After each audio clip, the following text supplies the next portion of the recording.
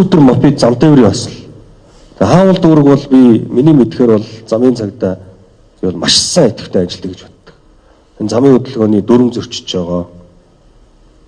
Жолооч нартаа маш сайн хариуцлага тооцож ажилладаг. За нөгөө талдаа замын төвжирлийн техцэг хаавал дүүрэг дээр байдаг. Хуучин цагаан алга, механик инженерийн сургууль, нарны гүр. Яармгаас орох гарах хөдөлгөөн. Яармгийн хөдөлгөөнийг бид нар зохицуулахын тулд 43 албан агчийг өглөө өдөр орой шөнө гэсэн 4 ээлжээр ажиллуулж иж өнөөдрийн энэ одоо төвжирлийг бид нар арилгаж чадчих. Ер нь энэ замын төвжирлтэй тэмцэнэ гэдэг бол зам тээврийн осолтой тэмцэж байгаатай агаар нэг юм бэл. Бууруулыг бид нар ерөөсө хүний хүчний бодлогыг маш сайн хэрэгжүүлэх хэрэгтэй. 9 сарын 1-нд Улаанбаатар хот анх удаага замын төвжирлгөө 9 сарын 1-нийг ухацсан. Энэ бол энэ замын төвжирлийг бууруулах ажлын хэсэг штаб байгуулад 600 гаруй албан хаагчийг нэмэлтээр ажилуулад 319 албан хаагчийг цалинжуулж гэрээт байдлаар ажилуулсны үр дүнд тэгж гарсан. Өглөөнөөс нь хойш ерөөсө тэг зогсол хийлгүүгээр бүх машинуудыг урсгалтанд оруулаад явуулсны үр дүн нь. Дээр нь 9 сарын 1-нд сургууль цэцэрлэгийн нээлтүүдийг бүгдийг зогсоосон. Энэ мэдээллийг бас тараасан. Олон эсэргүүцэлтэд тулсан боловч үр дүн нь 9 сарын 1-нд төгжрлөг байсан. Тэгэхээр бид өнөөдөр жишээ нь Улаанбаатар хотод энэ одоо 319 албан хаагчийг нэмэгдүүлэх чиглэлээр ажиллавал ирээдүйд замын төвжил урах юм бэл. Тэгээ хаавал дүүргээс энэ эхлэх ёстой. Тэгвэл зам тээврийн осол хаавал дүүрэг дээр огцон буур. Хүн болгон замын хөдөлгөөний дүрмээ зөрчдөг. Тогтсон км цагийн хурдаараа явдаг. Тогтсон дохоогоогод баруун зүүн тишээ эргэдэг. Гэрлэн дохооны зөрчилгүүгээр явдаг. Ийм тохиолдол бол явах юм бэл. Тэгээ дээр нь цагаан толгой гэж явуулж байгаа энэ ажил эрчимжүүлэх гэвэл бид нар Японы школыг оруулж ирэх хэрэгтэй. Японд бол дуутай явж байгаад машинд мөргүүлэхэд яаж хүн унддаг юм бэ гэдгийг харуулж байгаа. Бодит дээр би өөрөө хүртэл тэрийг хараад ингээд нүд талтмар боохгүй.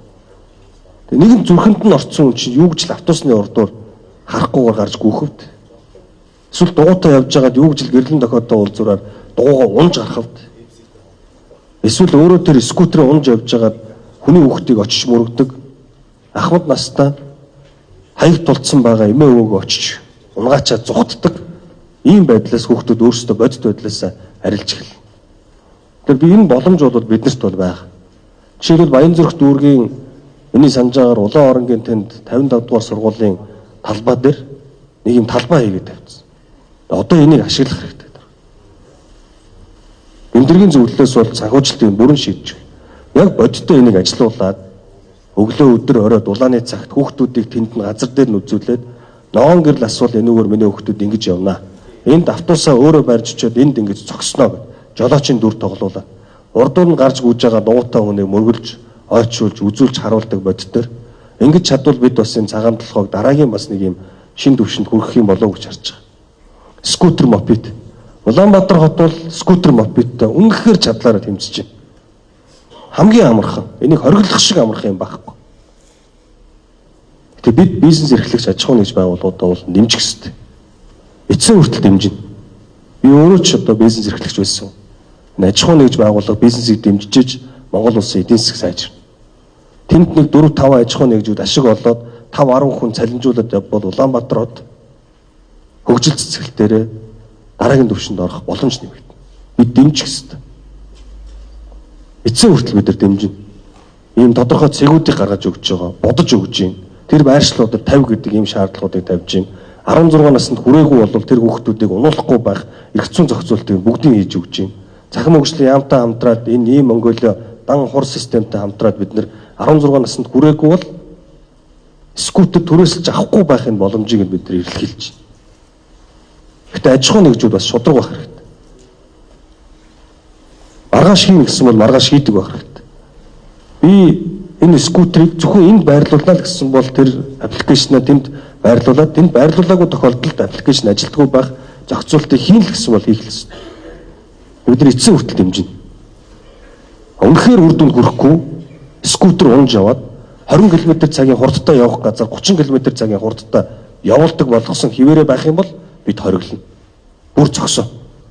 Нийт иргэдийн 92% зогсоохыг дэмжиж байгаа. Явган хүний замаар биш, автозамаар энэ скутер, мопедо явуулж өгөөч гэдэг шаардлагын иргэд тавьж байгаа. Яагаад гэвэл тэр скутер, мопедонд мөргүүлээд байгаа учраас. Одоо 100 цаг ирнэ. Бид нар үйл цагтаа 100 цагийнхаа асуудлыг ярих хэрэгтэй. Улаанбаатар хот 40 он хүртэл төлөвлөлт хийж байгаа шүү дээ. Дугуйн зам, явган зам юм. 40 он хүртэл бэлэн болж байна. Эхний 75 км ажлын зураг бэлэн болсон. 9 дүүргүүд өөрсдөө яг энэ 75 км-ийг эренбэлж гаргасан. Энэ эренбэлж гаргасан одоо энэ дугуйн замаа 2026 оны төсөвдөр дүүрэг болго өөрсдөө тавьж орно гэж би ойлгож байгаа. Ингээд 27 онд бид нар дахиад 75 км, 28 онд 75 км гэдэг. Ингээд жил болгон бид нар 70-аас 100 км-ийг тавиад яваад байгаа хэрэгтэй. Тэгвэл Мапитер явах замыг нь бид нар бүрэн дүүрэн хийж өгч байгаа. Бүх орон зайг нь бэлдэж өгч. Явган нь тусдаа, Мапит скутер нь тусдаа. Тэр нь автозамаар явбал баруун талыг нэгээр, явган замаар явбал зүүн талыг нэгээр боломж төлбөр дээр нь бид нар бүх тэмдэглэгийг хийж дуусгав. Тэгж чадахгүй бол хориглоно л гэж. Хот бол одоо өрцөн сэргийлэх бүх ажлуудаа хийгээд явж байгаа учраас